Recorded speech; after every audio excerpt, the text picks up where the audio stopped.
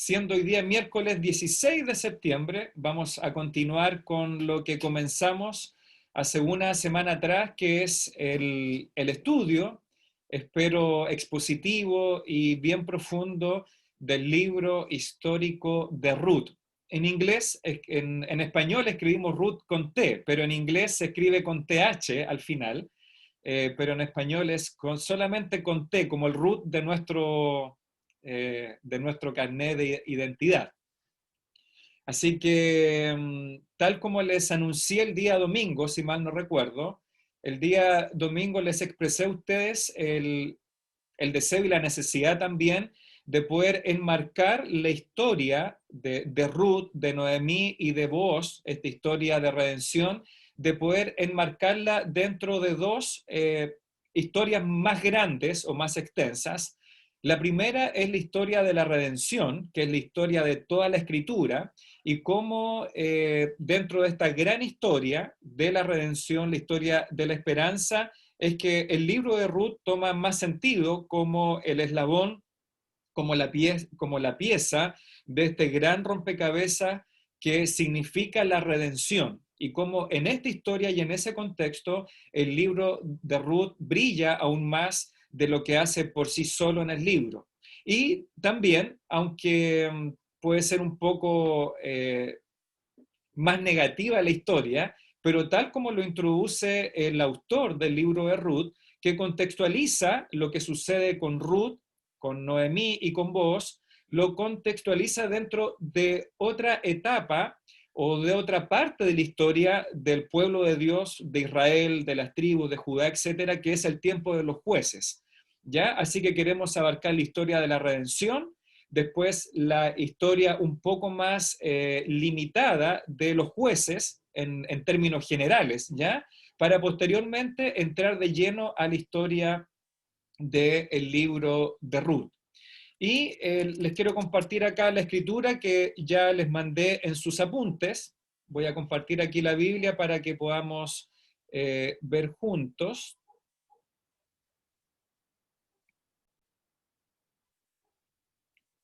¿Se puede ver la Biblia ahí al frente, no? ¿Sí? Ya, perfecto. Bien, dicen nuestros apuntes que no vamos a entrar a leer el libro de Ruth, pero sí Lucas capítulo 24, versículos 25 al 27. Yo los voy a subrayar acá para que los tengamos presentes. Lucas 24, por favor. Lucas 24, de los versículos 25 al 27. Y así dice este conocido último capítulo de Lucas, que nosotros ya lo estudiamos después de la Pascua, de la Pascua de Resurrección.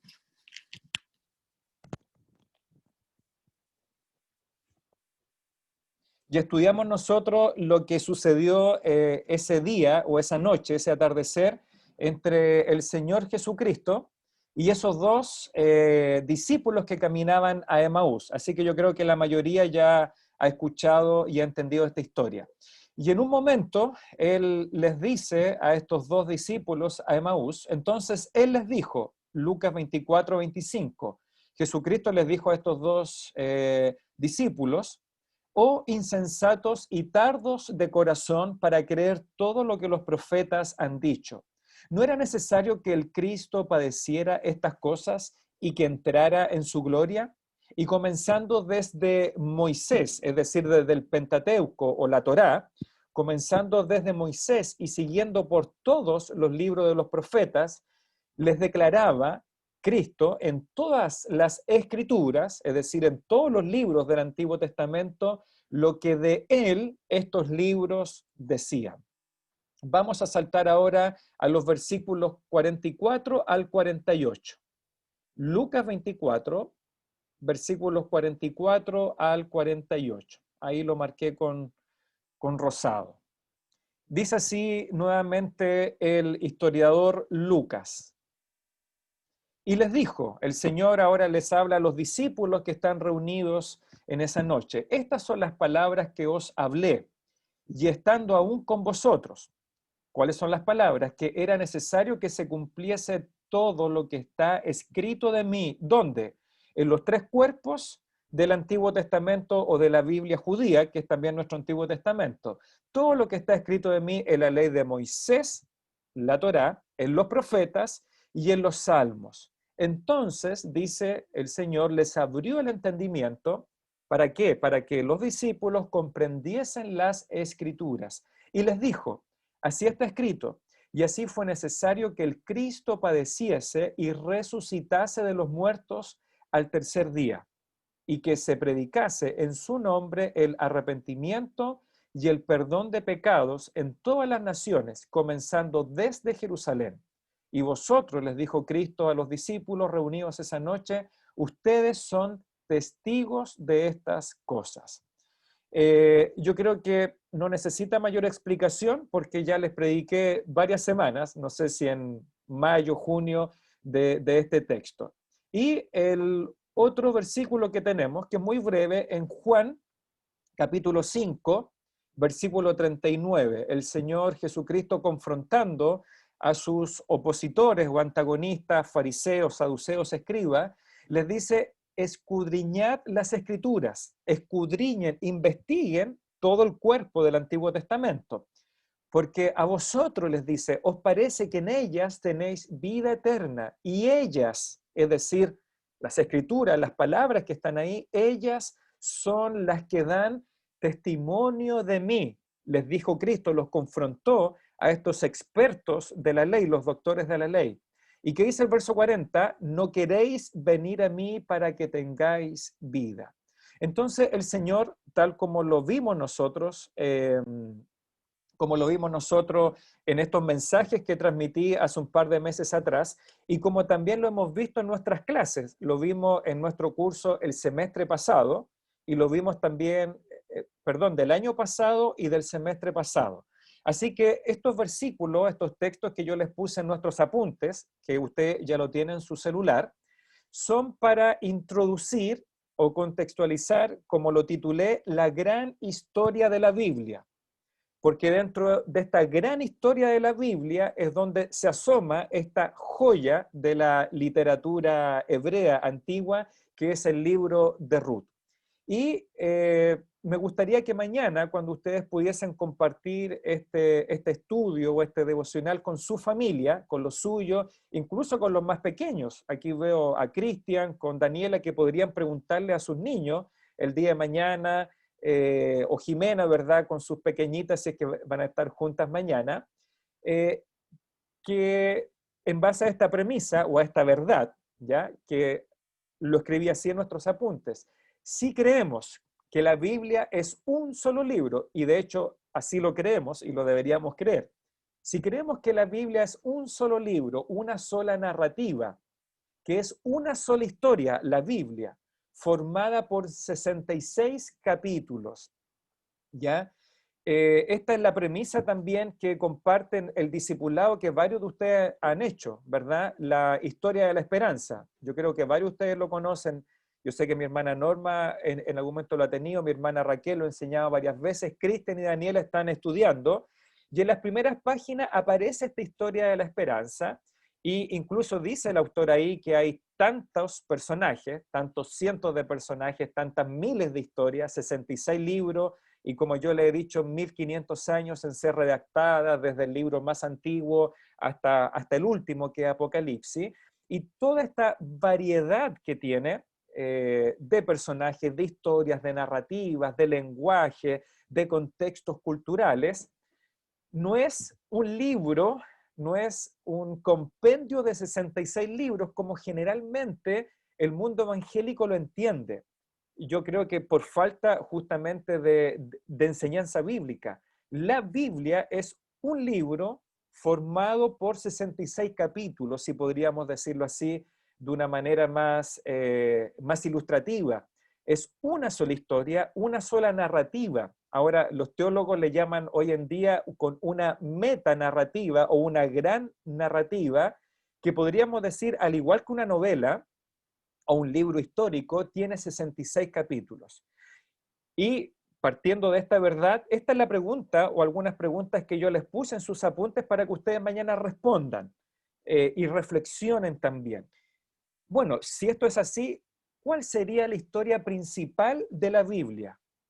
Si creemos que la Biblia es una sola narrativa, constituida obviamente por varias narrativas, personajes, etcétera, ¿cuál sería la historia principal de la Biblia?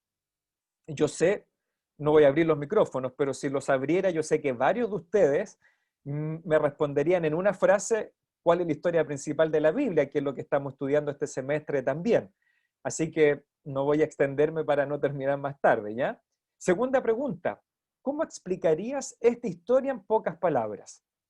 De hecho, en el estudio que estamos haciendo del Evangelio, varios de ustedes, tanto alumnas como alumnos, me respondieron en un minuto prácticamente qué es el Evangelio. Y en el fondo, ¿cómo explicarías tú, no sé, los varones que veo acá, veo a Milton ahí también ahora con Jazmín, me parece, en brazo, o Joshua, en brazo, ¿cómo le explicaría a usted, papá? O usted mamá, o usted abuelita, o tía, ¿cómo le explicaría a un pequeño de 6, de 7, 8 años? ¿Cómo le explicaría la historia principal de la Biblia en pocas palabras? Yo creo que es un buen desafío.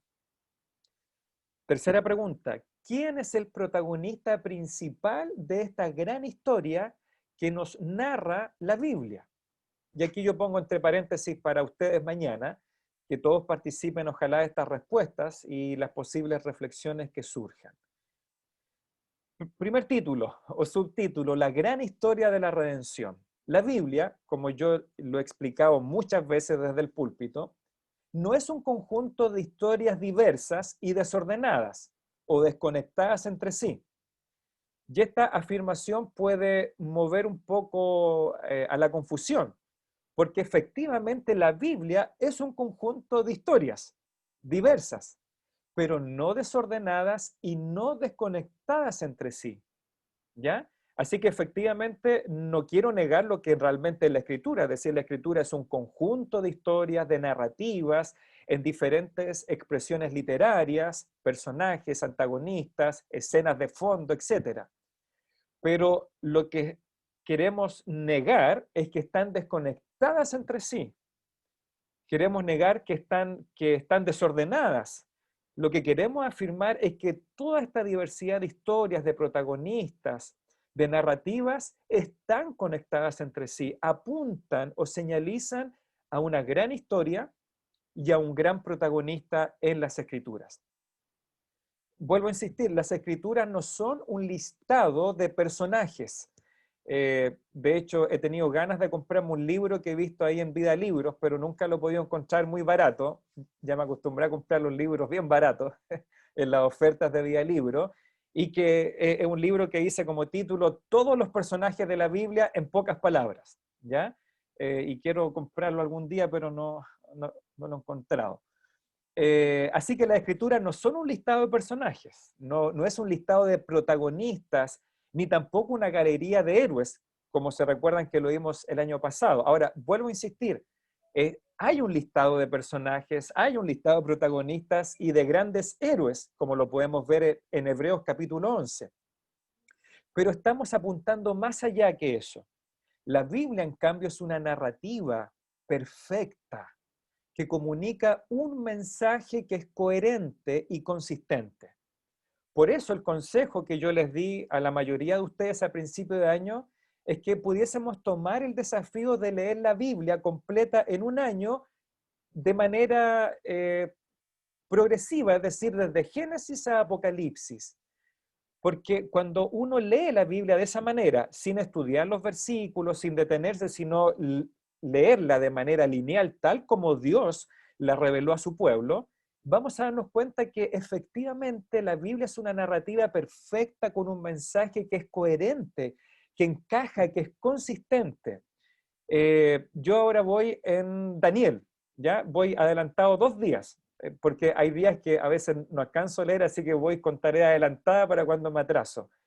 Y sabe que uno encuentra cosas que no se percata cuando lee de manera inconexa.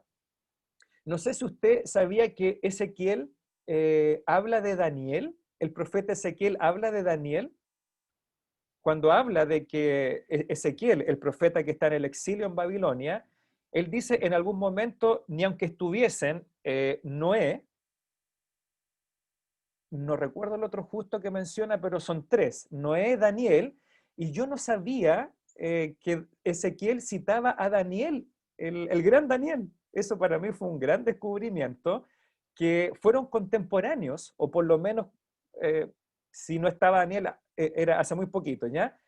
Pero me pareció increíble, como también sabemos que Daniel cita a Jeremías. ¿Se recuerda cuando Daniel está leyendo el rollo de Jeremías para descubrir los 70 años? Y me parece increíble que la escritura se confirma entre ellas, es decir, Ezequiel pone a Daniel, que es un contemporáneo de él, porque está en el exilio, ¿verdad? Daniel está con Nabucodonosor, o con Ciro, o con Belsasar, o con el gran Darío, y lo cita. Es decir, Ezequiel cita a Daniel, Daniel cita a Jeremías, y eso es maravilloso, ¿ya? Entonces, cuando usted se da cuenta de eso, usted dice, el mensaje de la escritura es coherente, es consistente, son piezas de un rompecabezas, que si usted las pone en el lugar que corresponde, es una luz que ilumina y que nos comunica este gran mensaje. La Biblia contiene y relata la historia progresiva del plan de redención, desde Génesis hasta Apocalipsis. Y yo creo que los hermanos y hermanas con buena memoria recordarán que muchos de los mensajes, yo siempre trato de hacer esta conexión, ¿verdad? Tanto desde Génesis, si vamos a hablar de la cena del Señor, podemos hacer la conexión de Génesis hasta la última cena que tiene el Cordero redimido con los santos allá en el cielo. O si hablamos del matrimonio, el matrimonio también es revelado desde Génesis hasta Apocalipsis, o cuando le enseñé el tabernáculo, se recuerda cómo el tabernáculo también tiene sentido cuando usted ve que está presente la presencia de Dios habitando con nosotros, con la humanidad, desde Adán y Eva, pasando por el pueblo de Israel, pasando incluso cuando Ezequiel ve ahí cerca del río en Babilonia, ve el tabernáculo, el templo, y cómo después Cristo, y nos dice en Juan 1 que Él vino a tabernaculizar, Él vino a morar con nosotros, y usted va a Apocalipsis y se da cuenta que la historia continúa, porque en algún momento Juan dice, y yo vi el templo, y el templo era Dios, y era el Cordero. Y esto es lo que quiero transmitirles, ¿verdad? Es el plan de redención desde Génesis hasta Apocalipsis. Toda la Biblia cuenta una sola historia. ¿Cuál es esta historia? Que usted ya la tiene en sus apuntes para que lo lea después. El gran relato de nuestra redención, no para la gloria del hombre, sino para la gloria de Dios. Cada página en la escritura avanza esa narrativa y tiene el propósito de que conozcamos más el amor de nuestro Dios trino, que es finalmente un Dios redentor. Y ese título, el que prácticamente ya estoy convencido de ponerle al libro de Ruth, un Dios redentor. Porque no solamente el Padre, sino también el Hijo y el Espíritu Santo quienes participan de este amor redentor. La Biblia nos presenta una sola historia, la historia de la esperanza, que a mí me gusta denominarla así a propósito del discipulado que tenemos. La historia de la esperanza para una humanidad caída y perdida. Nos presenta la historia de la redención, la historia de las buenas noticias de Dios para los pecadores. El Evangelio no solo aparece en el Nuevo Testamento, el Evangelio está presente desde las primeras páginas de Génesis. Esta gran narrativa es el Evangelio con mayúscula, la historia de la salvación, donde hay un gran protagonista que unifica, Cristo, o el protagonista es el que pega toda las piezas de la Biblia, el Señor Jesucristo. Así que vuelvo a insistir nuevamente en los apuntes. La Biblia no es un depósito, ahora algo más subjetivo ya, no es un depósito de ideas subjetivas o un diccionario de doctrinas inconexas, que es un poco lo que pasa con la teología sistemática. Aquí los hermanos que han estudiado, una crítica que se le hace a la teología sistemática es que justamente estudia 10 doctrinas, ¿ya? Como 10 o 15 doctrinas, y como que las divide, es decir, como que no hay mayor conexión entre la soteriología y la escatología. ¿cierto? Ahora esos son los críticos. Pero la Biblia no es solamente una teología sistemática. La Biblia es una maravillosa unidad. La Biblia es la palabra infalible y coherente del Dios vivo y verdadero. Debería haber puesto eso con mayúscula, pero ya no lo corregí. Y nos brinda una historia coherente y unificada sobre el camino único, no varios caminos, solo el único de salvación a través del único Salvador, Cristo Jesús. El Nuevo Testamento es claro al decirnos que el centro del Antiguo Testamento y de toda la Biblia no es el pueblo de Israel. El centro del Antiguo Testamento no es Abraham ni Moisés, como lo querían hacer ver los fariseos. Tampoco es David, aunque ellos están muy presentes en la historia del Antiguo Testamento, pero ninguno de estos patriarcas ni el rey David son centrales. El centro de ambos testamentos es nuestro Señor y Salvador Jesucristo. Y ahí están los textos que ya leímos. Él es el verdadero Israel. Cristo es el león de la tribu de Judá. Cristo es el verdadero y final sumo sacerdote. Él es el unigénito Hijo de Dios y es en Cristo y por medio de Él que nosotros somos adoptados en la familia de Dios y por quien recibimos todos los beneficios de la redención. Y esto es algo que los papitos que estamos acá, las mamitas, las maestras también de escuela dominical, yo veo aquí a mi hermana Raquel, Vanessa, Carla, Scarlett en su minuto, ¿verdad? Cuando no estaba el Brunito todavía y tenía el tiempo disponible para estudiar, mi hermana Patricia, mi hermana Norma también, yo creo cuando era más jovencita, aunque todavía es joven, pero era más Lolita, ya mi hermana Cecilia, Consuelo me imagino que esperamos en el mediano plazo también nos puede ayudar con nuestros niños. Esto es algo que deben entender hermanas y maestros también, como yo veo aquí a mi hermano Cristian, a Francisco también espero en el mediano plazo, y a Cristian algún día también enseñando la Biblia, que entendamos esto, ¿ya? Esta gran historia. La Biblia es un libro con una historia sobre un evangelio, ¿ya? Eh, la idea es que en el centro de la Biblia no hay reglas que debemos seguir, sino una historia en la que podemos participar. Y esto sigue un poco lo que compartí el día domingo, esta gran historia que está escribiendo Dios con toda la humanidad, pero que este Dios trascendente, este Dios eterno, este Dios que traspasa el tiempo, el espacio, la materia, es un Dios que se involucra con nosotros, sus redimidos, y por lo tanto en esta gran historia, usted y yo, hermanos creyentes, podemos participar.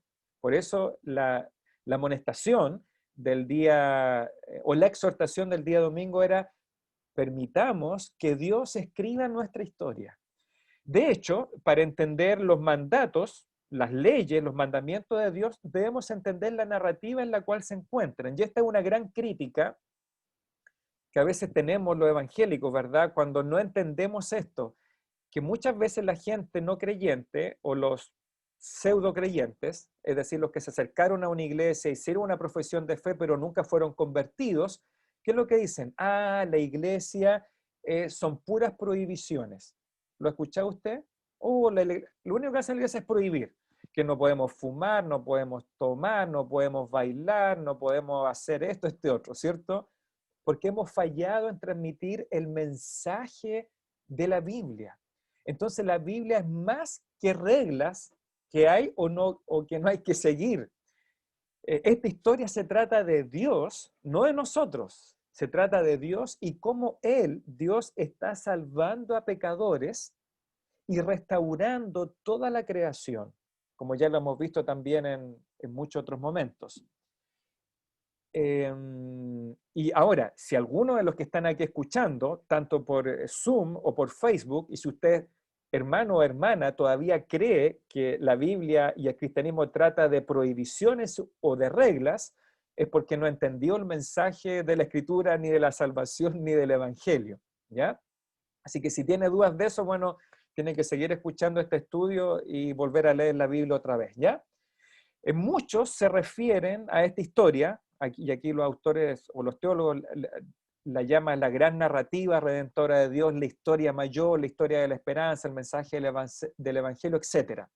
Pero para que usted sepa solamente, podemos estructurar esta gran historia en 4 puntos o conceptos que yo también ya se lo he transmitido en otros años. Ya hace 2 años atrás, cuando les empecé en diciembre a enseñar sobre la Navidad, lo que hice el año 2018 fue también contextualizar la historia de Belén, la historia de María, de José, en esta gran historia, y yo le dije que había 4 conceptos que, en el cual podemos estructurar esta gran historia. Primero, creación, caída, o la caída, la redención y la restauración, ¿ya? Esto está en sus apuntes, así que ahí lo tienen mucho más especificado. La creación, la caída, la redención y la restauración. Y hay preguntas. Cuando hablamos de la creación, hablamos de Génesis, ¿cierto? De Génesis 1 y Génesis 2. ¿De dónde venimos? ¿Quién nos creó? Que son respuestas trascendentales en el ser humano, ¿cierto? Que se hicieron los filósofos y la siguen haciendo los pensadores. ¿De dónde venimos? ¿Quiénes somos? ¿Quién nos creó? La respuesta es Jesús. Ya estudiamos Colosenses capítulo 1, tuvimos como 20 estudios del capítulo 1. La respuesta es Jesús, y usted sabe Colosenses 1, en Cristo fueron creadas todas las cosas, todo ha sido creado por medio de Él y para Él. El origen de todo lo que existe, animado como inanimado, visible e invisible, es el Señor Jesucristo y por lo tanto todo le pertenece a Él. Ahora, estoy resumiendo el concepto de la creación en 2 frases, pero debemos entender que esta historia comienza con la creación del hombre y de la mujer a su imagen y semejanza con un propósito. ¿Se recuerdan o no? Con el propósito de glorificar a Dios, con el propósito de que esta pareja de nuestros padres gobernara la tierra, gobernara la creación, representando al rey, que es el creador. El hombre y la mujer debían sojuzgar la tierra. Pero lamentablemente aquí entra el segundo punto de esta historia, la caída. ¿Qué es lo que está mal con este mundo? ¿Por qué estamos como estamos? ¿Sabe? Estamos viendo con mi esposa, y disculpe la propaganda Netflix, Netflix tiene cosas horribles, pero hay algunas cositas, ya hay un documental que yo le recomiendo especialmente a los padres de niños y adolescentes, que es sobre el dilema de las redes sociales. No sé si alguien lo ha visto. No es cristiano, pero estoy sorprendido porque hablan los diseñadores de Facebook, de YouTube, de Instagram, los diseñadores intelectuales, los ingenieros, etc. Y ellos denuncian cuál es el gran problema de las redes sociales, la adicción que provoca, lo que hay detrás de lo que ellos mismos crearon. Véanlo, porque realmente en las mañanas ya no quiero tomar el celular para no darle la razón a los diseñadores de las redes sociales, ya que dicen la gente se acuesta en la noche, lo último que ve son las notificaciones. ¿Qué es lo primero que ve en la mañana? Antes del despertador, las notificaciones, ¿verdad? Y nos angustiamos si tenemos el celular 1 hora fuera de nosotros. Y ahí cuando uno ve estos documentales, uno dice, ¿qué es lo que está mal con este mundo? Cómo hombres inteligentes, que de alguna manera Dios le dio el cerebro a estos grandes personajes, ingenieros, pensadores, y el don de crear o de diseñar, lo ocupan justamente para el mal, para el pecado, para la adicción. Bueno, la respuesta es el pecado.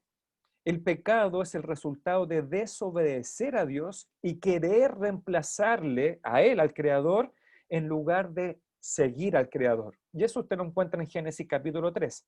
Ahora, vivimos en un mundo roto, quebrantado, donde existe la maldad y el sufrimiento. Tercer punto de la historia, la redención. Recuerde, tenemos la creación, la caída y la redención. Y la pregunta es, ¿cómo se arreglará este mundo? ¿Cómo lo arreglamos? La respuesta, usted ni yo podemos arreglarlo, ¿ya? Yo sé que por mucho que mi hermano Francisco y mi hermana Consuelo vayan a juicios con casos buenos que defiendan la familia, van a tener victorias, ¿verdad?, aisladas, pero ellos, ni Jimena, ¿verdad?, cuando asiste y ayuda a las pequeñas en su colegio, en su rol de psicóloga, o Vanessa, ¿verdad?, cuando trata de ayudar a sus pequeños que necesitan de ayuda, de orientación, no vamos a arreglar este mundo. ¿Cuál es la respuesta? Nuevamente es el Señor Jesucristo. Y por medio de Él nosotros podemos ser parte de arreglar no el mundo, sino de arreglar el gran problema de la caída que es el pecado. Jesucristo en su vida perfecta, su muerte, su resurrección, el pecador, nosotros encontramos perdón de nuestros pecados. Somos adoptados en la familia de Dios y tenemos el poder para ser santos. El último punto, cuarto, restauración. ¿Qué debemos hacer ahora que hemos sido redimidos, como Ruth, como Noemí, por vos, o en este caso un segundo y mejor vos, que es el Señor Jesucristo? ¿Qué debemos hacer ahora? ¿Cuál es nuestra esperanza para el futuro?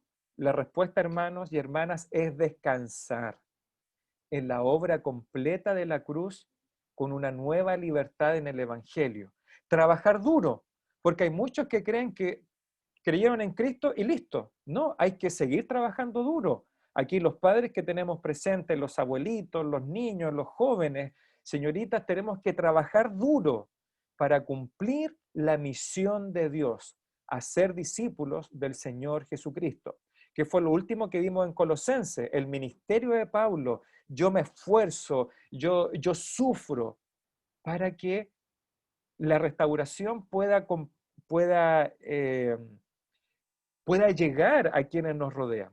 Estos 4 temas se destacan en cada historia de la Biblia. Y aquí son las preguntas que deberíamos hacernos cada vez que leemos una historia dentro de la historia mayor. Por ejemplo, Ruth, Noemí, Booz, Elimelech. ¿Por qué muere Elimelech? ¿Por qué tiene que morir él? ¿Por qué hay hambruna en Belén, Efrata? ¿Por qué mueren los hijos? ¿Por qué esta tragedia? La respuesta es la caída. ¿Qué está mal con este mundo? El pecado. ¿Qué es lo que sucede o cómo se puede arreglar la viudez y la amargura de Noemí? ¿Cómo se arregla? Por el Dios Redentor. ¿Y quién utiliza el Dios Redentor para ayudar en la amargura de Noemí? A una moabita, a una mujer impura. Recuerde que si usted lee las leyes de Levítico, los moabitas no podían entrar al pueblo de Dios, eran incircuncisos. Entonces, ¿cómo una moabita, una mujer extranjera o migrante, que es un poco lo que decía mi hermana Norma, que sufren los latinos, ¿verdad?, en Estados Unidos y, bueno, aquí en Chile también, haitianos, ¿verdad?, cómo son discriminados. ¿Cómo el Señor Redentor puede utilizar a una moabita para arreglar la vida de Noemí? Bueno, esa es la gracia del Señor. Y finalmente, en la restauración podemos ver en el capítulo 4, ya Noemí no está amargada, ¿o no? Como en el capítulo 1. ¿Cuál es el corazón de Noemí en el capítulo 4? Está gozoso, porque ahora es abuela, vuelve a ser madre de alguna manera y se convierte en Noemí, Ruth, Booz, se convierten en parte de este linaje de la gracia del Señor Jesucristo. Estas son las historias especialmente maestras, cuando enseñan a los pequeños preguntas que debemos hacernos en cada una de estas historias de la Biblia. Y finalmente, conociendo al protagonista principal, y aquí termino con este último segmento. Si la Biblia se tratara de mí, como hay muchos evangélicos o cristianos que quieren hacer tratar de que la Biblia es de nosotros, es decir, que el mensaje bíblico es terapéutico. No sé si han escuchado este adjetivo para el evangelio, que lo vamos a ver después en nuestras clases de los días lunes. Está el evangelio de la prosperidad, es decir, que Cristo es una monedita de cambio, una monedita de plata, para llenarme los bolsillos una vez que soy cristiano. O el evangelio terapéutico, es decir, que el evangelio es para sanar mis heridas emocionales y etcétera, etcétera. No se trata de nosotros la historia de la Biblia, aunque nos toca y podemos ser parte. Porque si fuese así, entonces la Biblia terminaría conmigo la historia. Pero no es así, ¿verdad? Usted y yo solo jugamos un papel muy pequeño en la gran narrativa redentora de Dios. Y no sé quién lo leyó el otro día, no sé, hermano Cristian Sala, en la reunión de Panquehue, que a veces ese texto de Corintios puede ofender a algunos. ¿Qué es lo que dijo Pablo? Lo vil, lo menospreciado, como dice, lo que no tiene nombre, a eso escogió Dios. ¿Para qué? Para humillar a los sabios, para humillar a los entendidos. Así que la frase que somos una parte muy pequeña es lo que dice la Escritura. Solo somos instrumentos, como lo dice Pablo también, somos vasijas de barro que contienen el tesoro del Evangelio. Pero ojo, la vasija de barro habla de humildad y no de impureza, porque aunque seamos vasijas de barro, tenemos que estar limpias, ¿cierto? Entonces son dos cosas diferentes. Esto es cierto también para los gigantes de la fe, como por ejemplo Ruth o vos, sobre los que leemos en la Biblia. Mire, en una página, y me pareció esto muy interesante, muy lógico, en una página leemos su vida de un héroe de la fe, y en la próxima página, ¿qué es lo que leemos? La muerte de ellos. A veces, ¿verdad? Tenemos grande historia y en un versículo, a mí sí hay uno de los finales que me duelen, es el de Josías, porque a mí me encanta el rey Josías, ¿verdad? Todo lo que habla de él, la escritura, y murió así. Y es como fome. Yo hubiese querido una muerte más honrosa para Josías. Pero eso sucede. En una página están sus éxitos y en la otra página su muerte. Pero ¿sabe? La historia continúa. La historia no se termina con Josías, ni con la muerte de Ezequías, ni con la muerte de Ruth. Alguien escribió, ¿cómo sé que la Biblia no se trata de Abraham? ¿Cómo sé que la Biblia no se trata de Moisés o de David? Esta es la respuesta. Porque cada uno de ellos se muere en un versículo y la historia continúa. Continúa por décadas, por siglos después. Cualquier historia termina cuando muere el protagonista principal. Pero en el caso de la narrativa redentora de la Biblia, vemos algo completamente diferente. Jesús es el protagonista central. Él es eterno. Pero para que no tuviera que morir toda la humanidad, es decir, para que nuestras historias no se terminasen ahí, Jesús tomó el lugar del hombre y de la mujer y murió por nuestros pecados. Y aquí es donde esto se pone interesante. A diferencia de Abraham, Moisés, David, cuando Jesús muere, la historia no la continúa otra persona, sino que Cristo resucita, vence a la muerte, cumple las promesas de Dios y todo el resto de la Biblia continúa tratándose de Cristo. Incluso Apocalipsis. Porque ¿quién es el protagonista de Apocalipsis? No es el anticristo.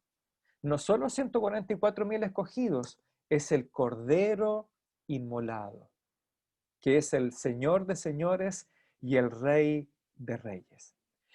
Así que todo se trata de Jesús. Yo le pongo ahí en negrita en sus apuntes. Y es aquí, hermanos y hermanas, inmersa en esta gran historia de la redención, donde el libro de Ruth brilla, ilumina y resplandece y reconforta aún más para nosotros, sus lectores y estudiantes, porque aquí descubrimos una historia de amor, una historia de redención. 2 puntos. La historia de un Dios redentor. Así que les quiero animar, pues, hermanos y hermanas, que estudiemos la historia de Ruth y que nos maravillemos, porque hemos enseñado, tampoco podemos dar el salto de Ruth e ignorarla a ella, ignorar a vos y saltar a la cruz, porque eso tampoco es la exégesis, es decir, tenemos que estudiar lo que pasó con Ruth, lo que pasó allá en la tierra de Moab, la hambruna, la sequía, la falta de alimentos, la amargura, porque cuando estudiamos eso a profundidad, podemos darnos cuenta que detrás de cada capítulo hay un Dios redentor. Y ese Dios te sigue redimiendo a ti, Carla, a ti Consuelo, a ti Francisco, Raquel, Vanessa, Milton, Cecilia, Norma, Matías, Jimena, Daniela, Cristian Vega, Scarlett, Patricia, Fabiana, Ana María. El Dios que redimió a Ruth, a Noemí, es el Dios que nos sigue redimiendo a nosotros. Y eso quiero compartirlo con ustedes en esta noche.